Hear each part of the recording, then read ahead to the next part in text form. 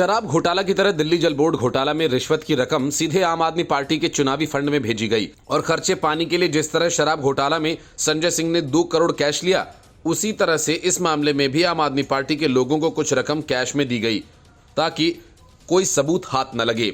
ED ने आरोप लगाया कि जल बोर्ड घोटाले का पैसा आम आदमी पार्टी के नेताओं को दिया गया।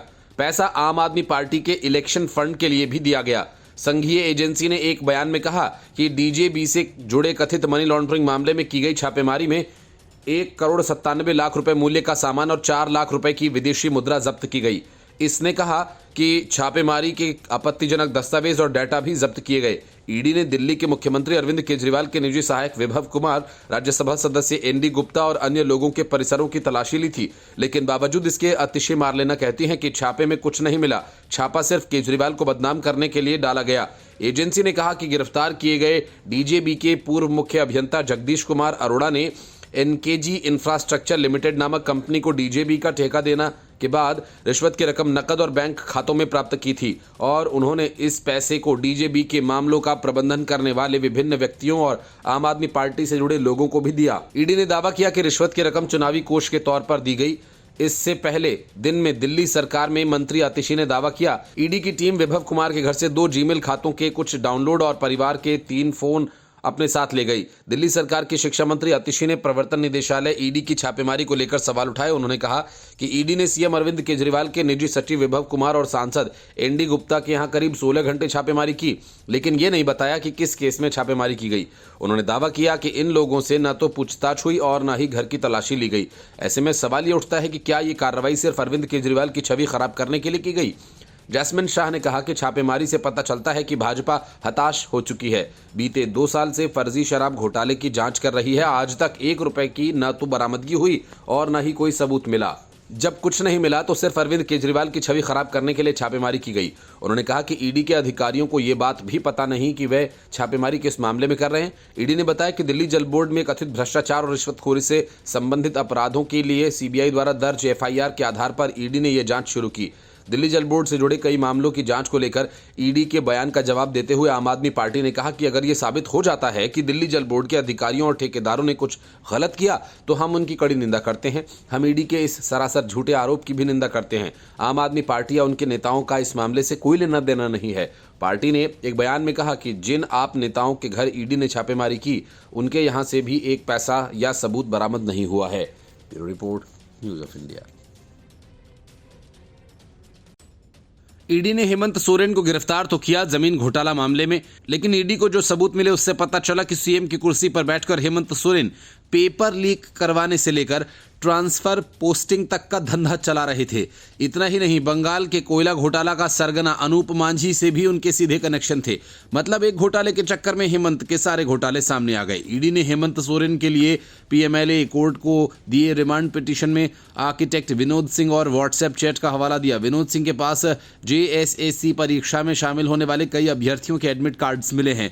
ईडी जेएसएससी पेपर लीक मामले में एडमिट कार्ड के विनोद सिंह के पास से मिलने विनोद सिंह के व्हाट्सएप चैट से कई गोपनीय सूचनाएं, खास कर संपत्तियों की खरीद, ट्रांसफर, पोस्टिंग, सरकारी रिकॉर्ड के आदान प्रदान की जानकारी भी मिली।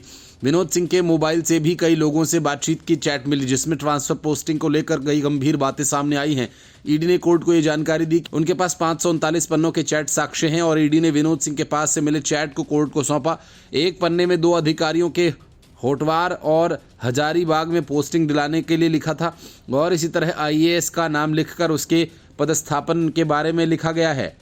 इसी तरह की ट्रांसफर पोस्टिंग के कई व्हाट्सएप चैट का जिक्र ईडी ने किया। वहीं बंगाल के चर्चित कोयला माफिया अनूप मांझी उर्फ लाला से भी मुलाकात के लिए विनोद सिंह ने चैट में लिखा। ईडी ने लिखा कि जमीन घोटाला मामले की जांच में तत्कालीन मुख्यमंत्री हेमंत सोरेन सहयोग नहीं कर रहे हैं। ईडी ने दावा किया कि एजेंसियों को उनकी कई अन्य संपत्तियों की भी जानकारी मिली है। ईडी ने कोर्ट को बताया कि इस मामले में कई अन्य लोगों को भी समन किया गया, जिसके साथ आगे की पूछताछ में हेमंत सोरेन का आमना सामना कराया जाएगा। ईडी ने दावा किया कि विनोद सिंह ने अधिकारियों के स्थानांतरण और तैनाती के अलावा झारखंड कर्मचारी चयन आयोग द्वारा आयोजित प्रतियोगी परीक्षाओं में बैठने वाले छात्रों के कई प्रवेश पत्र साझा करने के संबंध में कई अन्य व्यक्तियों के साथ भी व्हाट्सएप चैट की थी। सोरेन और विनोद सिंह के बीच व्हाट्सएप पर हुई बातचीत की कुछ तस्वीरें पेश करते हुए ईडी ने कहा कि ये केवल कुछ नमूने हैं और ऐसी बातचीत 530 से अधिक पृष्ठों में है। ईडी ने सोरेन की रिमांड बढ़ाए जाने का अनुरोध करते हुए अदालत को बताया कि सोरेन ने 5 से 8 एकड़ की अचल संपत्ति से जुड़े सबूतों को बाधित करने में सत्ता का घोर दुरुपयोग किया। रांची की एक विशेष पीएमएलए अदालत ने कथित भूमि घोटाला मामले से जुड़े धन शोधन मामले में सोरेन को ईडी की 5 दिन की हिरासत बढ़ा दी है। सोरेन की ओर से पेश महाधिवक्ता राजीव रंजन ने कहा कि प्रवर्तन निदेशालय ने 7 दिन की हिरासत का अनुरोध किया था, जिसका हमने ये कहते हुए विरोध किया और हिरासत की जरूरत नहीं है, क्योंकि उनसे पहले ही 20 जनवरी को 8 घंटे और 31 जनवरी को भी 8 घंटे की पूछताछ की जा चुकी है। उन्होंने कहा कि इसके अलावा उनसे 5 दिन में 120 घंटे की पूछताछ हो चुकी है। महाधिवक्ता ने कहा इसलिए और हिरासत की कोई आवश्यकता नहीं, लेकिन उन्होंने जांच के दायरे को अपराध के मामले से परे विस्तारित करने की कोशिश की। हम कहते रहे हैं ईडी के पास अपराध से परे किसी भी चीज की जांच करने की शक्ति और अधिकार क्षेत्र नहीं है। उन्हें गिरफ्तार किया गया, वे आगामी लोकसभा चुनाव के मद्देनजर उन्हें हिरासत में रखना चाहते हैं। Bureau report, news of India. Bihar में शराबबंदी कानून की धज्जियां खुद नीतीश कुमार के डिप्टी सीएम रहे तेजस्वी यादव जमकर उड़ाते रहे। पद पर रहते हुए तस्करी कर लाई गई शराब वे छक्कर पीते थे, लेकिन तेजस्वी के इस कारनामे की पोल उनकी ही पार्टी के एक नेता ने खोल दी। इसके बाद बिहार में सियासी खलबली मच गई और एक बार फिर से शराब पर सवाल उठने लगे हैं, शराबबंदी पर सवाल उठने लगे हैं, क्योंकि बंदी के बावजूद जब डिप्टी सीएम को शराब उपलब्ध है तो फिर आम जनता को कैसे दूर रखा जा सकता है। तेजस्वी यादव के शराब पीने का खुलासा एक स्टिंग में उनकी ही पार्टी के विधान पार्षद रहे रामबली सिंह ने किया। अब जब बिहार में फिर से एनडीए की सरकार बन चुकी है तो इसकी जांच की मांग ने जोर पकड़ लिया। बीजेपी के राज्यसभा सांसद और बिहार के डिप्टी सीएम रहे सुशील मोदी ने इस आरोप की जांच की मांग की। उन्होंने कहा कि बिहार में जब पूर्ण मद्य निषेध कानून लागू है तब पिछली सरकार के समय उप मुख्यमंत्री तेजस्वी प्रसाद यादव पर शराब पीने का गंभीर आरोप का मामला है। राज्य सरकार की इसकी विस्तृत जांच करनी चाहिए।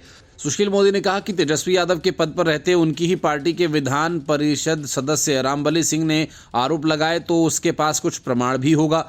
किसी भी विधान परिषद सदस्य या समाप्ति या बहाली करना सभापति का विशेषाधिकार होता है, लेकिन शराबबंदी कानून तोड़ने के आरोप की जांच तो सरकार करा सकती है। बीजेपी नेता ने कहा कि बिहार में 2016 से ही शराब पीने, रखने और उसका कारोबार करने पर पूरी तरह से प्रतिबंध लगा हुआ है। कानून तोड़ने पर आम लोगों को दंडित भी किया जाता है। डिप्टी सीएम रहते हुए शराबबंदी कानून को लागू करना तेजस्वी यादव की जिम्मेदारी थी। ऐसे में उन पर ही कानून तोड़ने का आरोप लगाने कोई सामान्य बात नहीं है। रामबली सिंह के जिन आरोपों का सुशील मोदी हवाला दे रहे हैं वे दिसंबर 2022 में एक स्टिंग के दौरान सामने आए थे। उस समय बिहार में जहरीली शराब पीने से मौतें हुई थीं। स्टिंग ऑपरेशन में रामबली सिंह ने कहा कि शराबबंदी पर मुख्यमंत्री नीतीश कुमार की सुनना नहीं चाहते, जबकि सभी लोग मानते हैं कि इस नीति की समीक्षा होनी चाहिए। रामबली सिंह ने कहा था कि शराबबंदी के बावजूद शराब मिल रही है। तेजस्वी भी नहीं बोल पाते। नीतीश जी के सामने तेजस्वी खुद दारू पीते हैं तो फिर वे क्यों नहीं चाहेंगे कि दारू मिलनी शुरू हो। स्टिंग कर रहे रिपोर्टर ने तेजस्वी यादव का नाम सुनने के बाद दोबारा पूछा, पीते हैं तेजस्वी जी? इस पर रामबली सिंह ने जवाब दिया, आधे से ज्यादा मंत्री और विधायक माननीय पीते हैं, आधे से ज्यादा ऑफिसर शराब पीते हैं। बंदी तो यहाँ दिखावे के लिए है। रात में जाकर पता कीजिए कितने ऑफिसरों के यहाँ दारू चल रही है। रामबली सिंह के आरोपों पर तब कोई जांच नहीं हुई थी। हालांकि इसके बयान के बाद पार्टी की नाराजगी सामने आई। 2023 में विधान परिषद सदस्यता रद्द करवाने के लिए राजद के सचेतक सुनील सिंह ने विधान परिषद अध्यक्ष को आवेदन किया था।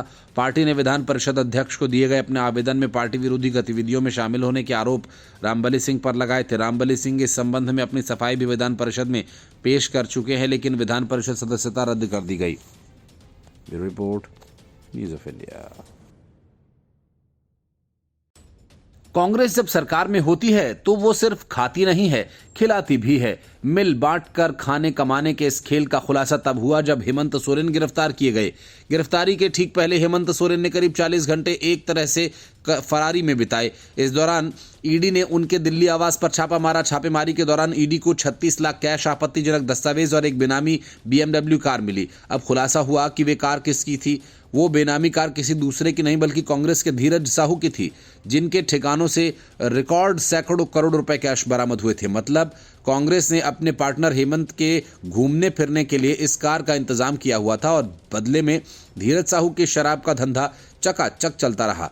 जानकारी सामने आने के बाद भाजपा प्रवक्ता गौरव भाटिया ने ट्वीट कर कहा कि ईडी ने हेमंत सोरेन के दिल्ली स्थित घर से जो BMW जब्त की वो कांग्रेस के सांसद धीरज साहू के मानेसर स्थित घर के पते पर पंजीकृत थी। वही धीरज साहू जिनकी कंपनी से इनकम टैक्स ने 352 करोड़ रुपए जब्त किए थे। भ्रष्टाचार के दीमक को जड़ से खत्म केवल प्रधान सेवक नरेंद्र मोदी ही कर सकते हैं। ईडी ने झारखंड से कांग्रेस के राज्यसभा सदस्य धीरज साहू को धन शोधन मामले में पूछताछ के लिए बुलाया। इस मामले में केंद्रीय एजेंसी ने पूर्व मुख्यमंत्री हेमंत सोरेन को पहले ही गिरफ्तार किया था। साहू उस समय चर्चा में आए थे जब दिसंबर में आयकर विभाग ने कांग्रेस सांसद के परिवार द्वारा प्रवर्तित ओडिशा स्थित बौद्ध डिस्टिलरी प्राइवेट लिमिटेड यानी BDPL के खिलाफ छापेमारी के दौरान 351 करोड़ 80 लाख रुपए नकद बरामद किए थे, जो अब तक की सबसे बड़ी जब्ती है। सूत्रों का कहना है कि ईडी सोरेन के साथ कथित संबंधों और एक BMW SUV संबंध में साहू से पूछताछ करना, बयान दर्ज करना चाहती है। एजेंसी कुछ समय पहले झामुमो नेता के घर से जब्ती की गई थी। एजेंसी ने गुरुग्राम के करदापुर गांव में उस परिसर में छापा मारा जिसके पते पर हरियाणा नंबर प्लेट वाले SUV पंजीकृत थी। कोलकाता में भी 2 ठिकानों पर तलाशी हुई। ये वाहन कथित तौर पर किसी बेनामी तरीके से साहू से जुड़ा हुआ है। सोरेन को कथित अवैध भूमि अधिग्रहण के कब्जे के मामले से जुड़े धन शोधन के आरोपों में 31 जनवरी को ईडी ने गिरफ्तार किया था। Bureau report, news of India. देश की सियासत में अरविंद केजरीवाल और राहुल गांधी 2 ऐसे नेता हैं जो झूठी बयानबाजी करने में माहिर हैं। वे कब क्या कह जाएं इसका अंदाजा नहीं होता। एक तरफ इंडी गठबंधन तिनके की तरह बिखर रहा है और दूसरी तरफ कांग्रेस के नेता लगातार पार्टी छोड़ रहे हैं। इन सबसे बौखलाए राहुल गांधी ने बिना सही जानकारी के पीएम मोदी को लेकर फर्जी दावा कर दिया। राहुल गांधी ने कहा कि पीएम मोदी जन्म से ओबीसी नहीं थे, वो सत्ता में आने के बाद अपनी जाति को ओबीसी में शामिल कर लिया। लेकिन हकीकत यह है कि जिस तेली समाज से पीएम मोदी आते हैं उसे उनके सीएम बनने से 2 साल पहले ही ओबीसी वर्ग में शामिल किया गया। लेकिन राहुल गांधी ने भारत जोड़ो न्याय यात्रा के दौरान नरेंद्र मोदी की जाति को लेकर आरोप लगाया था कि पीएम मोदी ओबीसी पैदा नहीं हुए थे। गुजरात के मुख्यमंत्री बनने के बाद उन्होंने अपनी जाति को ओबीसी के रूप में अधिसूचित कराया। अब बीजेपी ने उनके इस बयान पर पलटवार किया है। बीजेपी ने कहा कि यह सरासर झूठ है। पीएम मोदी की जाति को उनके गुजरात के मुख्यमंत्री बनने से पूरे 2 साल पहले 27 अक्टूबर 1999 को ओबीसी के रूप में अधिसूचित किया गया था। कांग्रेस सांसद राहुल गांधी ने कहा था कि पीएम मोदी पार्लियामेंट में कहते हैं कि ओबीसी वर्ग को भागीदारी की क्या जरूरत, वो कहते हैं कि मैं ओबीसी हूँ। मोदी जी गुजरात के तेली जाति में पैदा हुए थे। उनकी कम्युनिटी को बीजेपी ने साल 2000 में ओबीसी बनाया। पीएम मोदी जनरल कास्ट में पैदा हुए थे। वो किसी ओबीसी से गले नहीं मिलते, किसी किसान के हाथ नहीं पकड़ते। उन्होंने आगे कहा कि पीएम नरेंद्र मोदी जातिगत गिनती नहीं करने वाले हैं। जाति जनगणना कांग्रेस ही करके दिखाएगी। वह कभी पिछड़ों के हक और हिस्सेदारी के साथ न्याय नहीं कर सकते। जब मोदी जी कहते हैं कि देश में केवल 2 ही जातियां हैं, गरीब और अमीर, तो फिर वह ओबीसी कहां से हो गए। कांग्रेस सांसद राहुल गांधी के बयान पर केंद्रीय मंत्री कौशल किशोर ने हमला बोला। उन्होंने कहा कि राहुल गांधी को पहले जातियों के बारे में सही से पढ़ लेना चाहिए। वो जातिगत जनगणना के बारे में बोलते रहते हैं। उन्हें अब पता है कि तेली समुदाय किस वर्ग से आता है, वह ओबीसी वर्ग में शामिल है। पीएम मोदी भी उसी समुदाय से आते हैं। राहुल गांधी को इस बारे में कोई जानकारी नहीं है। उन्हें देश के समाजों के बारे में कोई जानकारी नहीं है। वो बिना सोचे समझे कुछ भी बयान दे देते हैं। राहुल गांधी ने यह भी आरोप लगाया कि पीएम मोदी की सैलरी 1,60,000 रुपए है। वे दिन भर बदल बदल कर लाखों के सूट पहनते हैं। एक सूट पहनते हैं 2 लाख की, 3 लाख का फिर शाम को सूट, और शॉल पहनते हैं 4 लाख की, 5 लाख की। 1,60,000 की सैलरी वाले पीएम मोदी महीने में 2.5 से 3 करोड़ के सूट कैसे पहन लेते हैं। इससे पहले राज्यसभा में पीएम मोदी ने कांग्रेस सांसद राहुल गांधी पर तंज कसा था। पीएम ने कांग्रेस अध्यक्ष मल्लिकार्जुन खड़गे के उस भाषण का भी जिक्र किया था जिसमें उन्होंने बीजेपी को 400 सीट की बात कही थी। Bureau report, news of India. Lok Sabha चुनाव की तारीख करीब आते ही इंडी गठबंधन की घंटी बजने लगी। बीजेपी पूरी ताकत से चुनावी मैदान में कूद गई है और पीएम मोदी ने तो इस बात तक का ऐलान कर दिया कि जम्मू कश्मीर से धारा 370 हटाने वाली बीजेपी लोकसभा चुनाव में 370 और एनडीए 400 से ज्यादा सीटों पर जीत हासिल करेगी। और दूसरी तरफ राहुल गांधी भारत जोड़ने निकले हैं, लेकिन उनके पीछे पार्टी और गठबंधन हर दिन टूटता जा रहा है। इंडी गठबंधन की हवा निकलना शुरू हो गई है, जो कांग्रेस के लिए टेंशन की बात है, क्योंकि बीजेपी ने उत्तर से दक्षिण तक, पूरब से पश्चिम तक इंडी गठबंधन में खलबली मचा दी है। नीतीश कुमार के बाद इंडी गठबंधन में शामिल अन्य दलों के भी एनडीए में शामिल होने की चर्चा तेज है। राजनीतिक जानकारों का कहना है कि बीजेपी और पीएम मोदी ने लोकसभा चुनाव से पहले क्षेत्रीय दलों को साधने का ऐसा दांव चला जिससे इंडी गठबंधन पूरी तरह से नेस्तनाबूद हो सकता है। आगामी लोकसभा चुनाव के लिए ज़्यादा से ज़्यादा क्षेत्रीय दलों को साथ मिलाने के लिए बीजेपी ने नया कदम उठाया। बीजेपी ने तेलुगु देशम पार्टी और अकाली दल से बातचीत शुरू कर दी है और इसके अलावा राष्ट्रीय लोक दल के जयंत चौधरी के साथ डील लगभग पक्की हो चुकी है। ऐसी संभावना है कि ये क्षेत्रीय पार्टियां एनडीए में शामिल हो सकती हैं।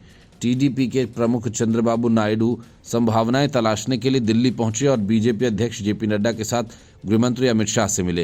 हालांकि बीजेपी पहले नायडू से नाराज थी, लेकिन अब वे उनका समर्थन हासिल करना चाहते हैं और खासकर उन क्षेत्रों में जहां बीजेपी मजबूत नहीं है। बीजेपी अकाली दल के साथ भी फिर से गठबंधन कर सकती है। कृषि कानूनों के विरोध में अकाली दल एनडीए से बाहर हो गया था। अगर अकाली दल से गठबंधन हुआ तो फिर पंजाब की पूरी तस्वीर ही बदल जाएगी। राष्ट्रीय लोक दल के जयंत चौधरी के साथ बातचीत अच्छी चल रही है। वह समाजवादी पार्टी की ओर से दी गई सीटों की संख्या से कम सीटों पर चुनाव लड़ने को तैयार हैं। शिवसेना यूबीटी के अध्यक्ष और महाराष्ट्र के पूर्व मुख्यमंत्री उद्धव ठाकरे के भी सुर बदले हुए नजर आ रहे हैं। ठाकरे ने कोंकण दौरे पर कहा कि वे प्रधानमंत्री नरेंद्र मोदी के दुश्मन नहीं थे और आज भी उनके दुश्मन नहीं है। ठाकरे ने कहा कि पीएम मोदी ही वे व्यक्ति थे जिन्होंने शिवसेना के साथ संबंध तोड़ने का फैसला किया। उन्होंने बीजेपी से पुराने रिश्ते की चर्चा भी की। पीएम मोदी को याद दिलाते हुए ठाकरे ने कहा कि वे बीजेपी ही थी जिसने शिवसेना से नाता तोड़ लिया था। हालांकि हर साल हम गणतंत्र दिवस पर एक दूसरे को बधाई देते हैं। ठाकरे ने कहा कि किसी भी अन्य चुनाव के विपरीत आगामी 2024 का आम चुनाव अब तक का सबसे महत्वपूर्ण चुनाव है। इतना ही नहीं, आज राज ठाकरे भी बीजेपी के साथ गठबंधन करने को बेताब हैं। इसलिए एमएनएस के नेता हाल ही में देवेंद्र फडणवीस से भी मिले थे। 10 साल 15 घोटाले, चलो चुनाव मैदान में दो हाथ कर लें।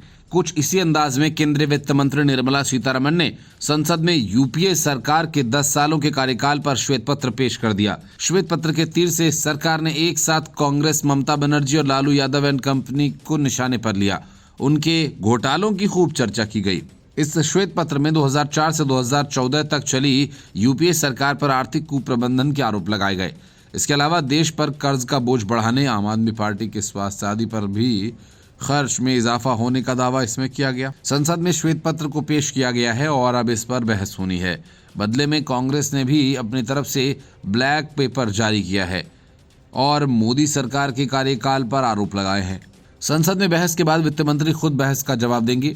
श्वेत पत्र में यूपीए के दौर में डिफेंस सेक्टर की तैयारी घुटने टेकने वाली बताई गई है। इसमें ये कहा गया कि यूपीए सरकार के कार्यकाल में रक्षा क्षेत्र की तैयारियां कमजोर थीं। सबसे पहले बात की इस श्वेत पत्र में यूपीए सरकार के दौरान 15 घोटाले होने का जिक्र किया गया।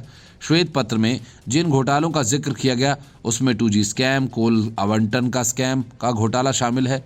दोनों घोटालों की उस दौरान खूब चर्चा हुई थी और अन्ना आंदोलन से लेकर बाबा रामदेव के प्रदर्शन तक में इनका जोर शोर से जिक्र होता था। अब श्वेत पत्र में भी इनका जिक्र किया गया और यूपीए सरकार के 10 सालों में 15 घोटालों का आरोप लगाया गया है। श्वेत पत्र में नौकरी के बदले जमीन घोटाले को भी शामिल किया गया, जिसमें लालू यादव और उनके परिवार के खिलाफ जांच चल रही है। ये घोटाला तब किया गया जब लालू यादव रेल मंत्री थे।